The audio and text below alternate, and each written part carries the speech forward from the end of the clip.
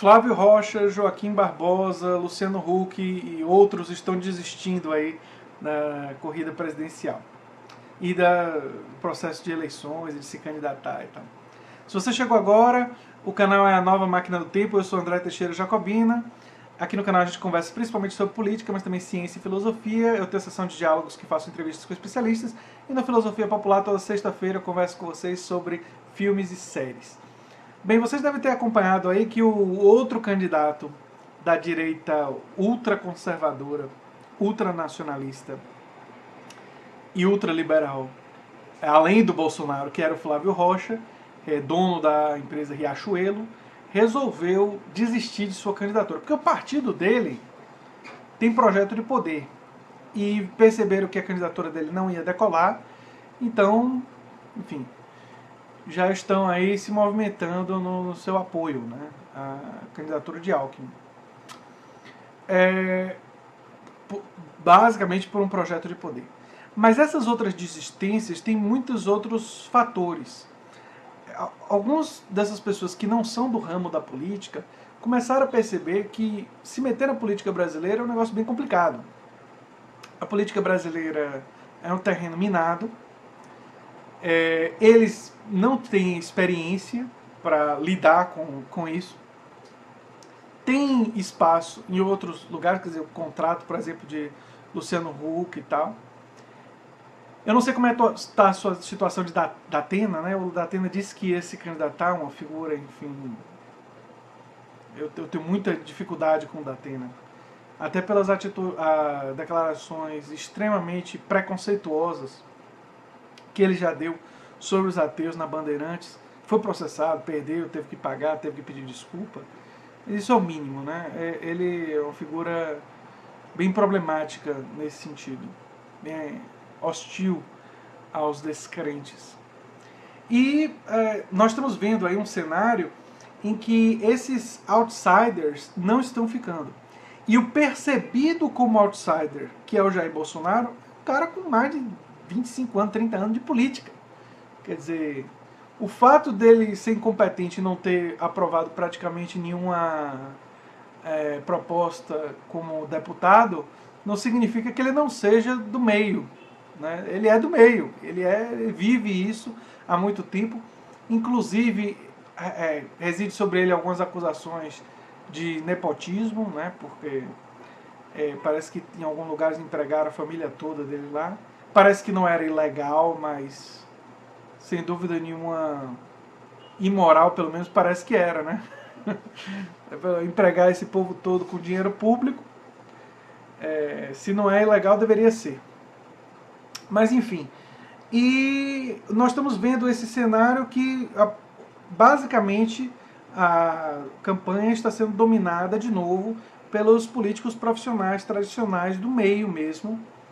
Percebam, Jair Bolsonaro, longa carreira como deputado. Nunca foi candidato a prefeito, né? Nunca quis o executivo, o que é uma crítica legítima, porque o cara que quer governar o país poderia em algum momento ter decidido tentar ser governador do Rio, ou ser prefeito do Rio de Janeiro, da capital. Nunca tentou.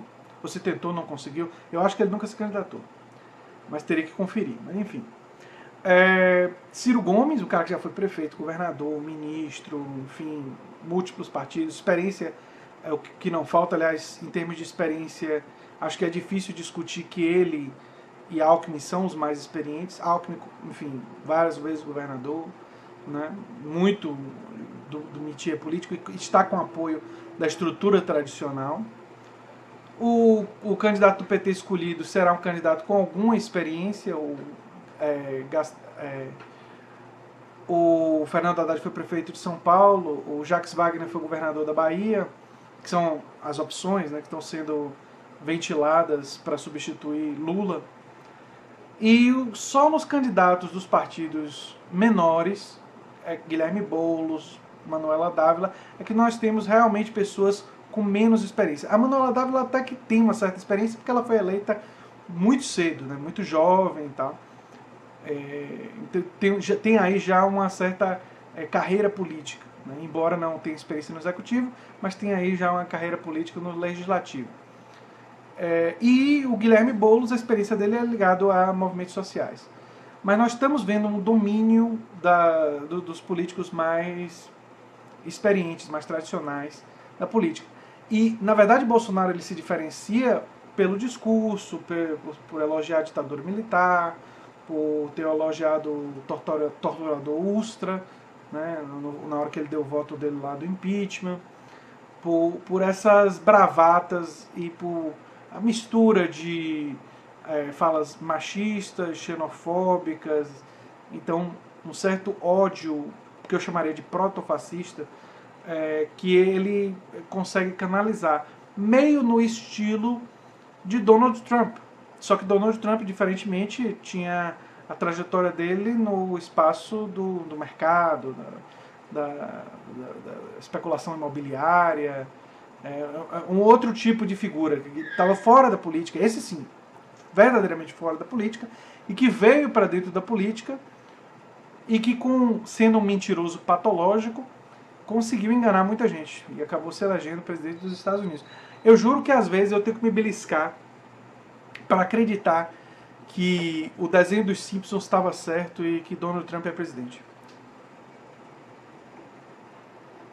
Porque tem dias que eu acordo assim, tô meio ainda acordando, e aí vou ver alguma notícia no computador e vejo alguma coisa com Trump e digo, mas Trump é o presidente dos Estados Unidos? Ah, é. Leva um tempo assim, não é instantâneo, sabe? Porque parece que a gente está dentro da Matrix, parece que, enfim, é alguma realidade paralela, porque é muito estranho um cara como esse ter se tornado presidente dos Estados Unidos. Assim como eu acho que seria muito estranho um cara que não entende quase nada de economia, e ele próprio admite que não entende quase nada de economia, virasse presidente do Brasil, que é o caso do Bolsonaro. Mas pode acontecer, e a gente tem que ficar muito cuidado, tem que ver o exemplo de Trump. Marine Le Pen foi a segunda lá na França. Na França, eles conseguiram evitar. Macron não é nenhuma maravilha, não. É um cara assim de centro-esquerda, centro-direita, meio oscilando, né? Talvez até possa fazer alguns paralelos entre o Macron e o Ciro Gomes, embora o Ciro eu acho que é um pouco mais consistente ao longo da trajetória dele, dentro de um plano mais de centro-esquerda, pelas posições assumidas, né? Me parece, porque se vocês analisarem e verem entrevistas dele no Roda Viva lá na década de 90, o discurso dele, a base do discurso dele, já era de centro-esquerda já naquela época, mesmo quando ele estava na implementação do real. Então, ele tem um pouco mais de coerência nesse sentido, né, do que outros candidatos aí. Mas, ainda assim, enfim, a gente tem que ficar muito atentos em relação a certos detalhes dessa política brasileira, porque, enfim, muitos partidos políticos diferentes, alianças também complicadas, mas ninguém teve alianças mais complicadas e mais desastrosas que o PT. Né? O PT, nesse departamento, se aliar com gente que não presta e dá errado, dá para fazer um curso. Assim, explicar assim, olha, a gente fez uma quantidade absurda de bobagem. Aqui, depois aqui também. É uma coisa assim incrível. Mas é isso aí, gente. Predominantemente nós estamos vendo essa política mais tradicional e o que eu sinto falta é de um político progressista com uma certa dose de experiência e que pudesse capitanear a defesa da expansão dos direitos sociais universais, de uma agenda de reforma do financiamento de campanha, para o financiamento de campanha ser exclusivamente por pessoa física e com limites por ciclo eleitoral de, sei lá, no máximo meio salário mínimo por ciclo eleitoral. Ou meio salário mínimo por ciclo eleitoral. As pessoas dizem assim, mas os partidos aí não vão ter muito dinheiro. Ora, os partidos têm que produzir revista, fazer alguma coisa. Eles podem ganhar dinheiro produzindo alguma coisa. Isso pressionaria eles a produzir, pressionaria eles a representar mais a população para ter credibilidade de receber dinheiro da população. Porque não poderiam ser financiados por alguns poucos milionários. Né? Além de, a gente não deveria permitir o autofinanciamento sem limites.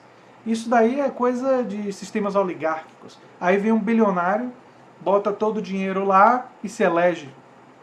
Isso é democracia? Não. Então, eu sinto falta desse aspecto no Brasil. Nós não temos no Brasil o Bernie Sanders brasileiro. Na minha opinião, Bernie Sanders é a principal liderança progressista do mundo hoje. E eu sugiro que, se você se entende como uma pessoa progressista, de centro-esquerda, esquerda, social-democrata, seja lá qual é a sua autoclassificação, eu sugiro que você pesquise sobre Bernie Sanders, porque a coerência, mais de 40 anos de vida pública, eu acho que é muito interessante para vocês perceberem um cara que manteve a sua independência, ele consegue apelar para as pessoas que normalmente não votam, o que esses da não política queriam fazer, e ele faz isso sendo um político profissional há mais de 40 anos, porque ele mantém a coerência, mantém a independência de pensamento, não é financiado pelas grandes corporações. Inclusive as únicas PECs que foram criadas para beneficiar ele, ele não sancionou, ele não autorizou, foram não autorizadas por ele, e se distanciou delas. É um político admirável, e que eu espero que o pessoal aqui no Brasil saiba mais, até para inspirar, não é? É isso aí, gente. Se vocês gostam do que eu faço, eu peço que vocês dêem um like, compartilhem, se inscrevam no canal e ajudem na divulgação. Tentem trazer amigos e conhecidos para o canal, porque só assim é que o canal vai crescer. Quando os fãs do canal forem, cada um deles, trazendo sempre um pouquinho mais gente para o canal.